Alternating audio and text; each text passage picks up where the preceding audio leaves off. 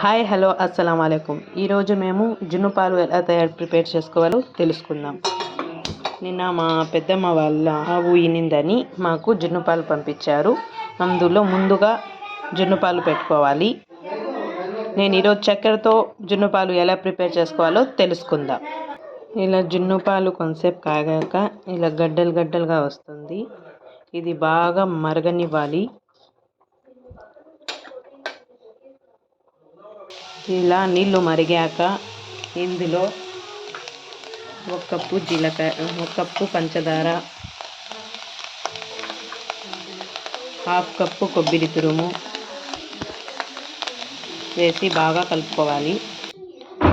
తర్వాత ఇందులో యాలకులు దంచి వేసుకోవాలి. అంతే, ఎంతో టేస్టీగా ఉండే చక్కెర జున్ను ready.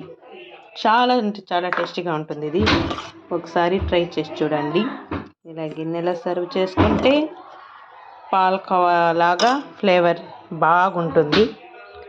Okay, thank you for watching.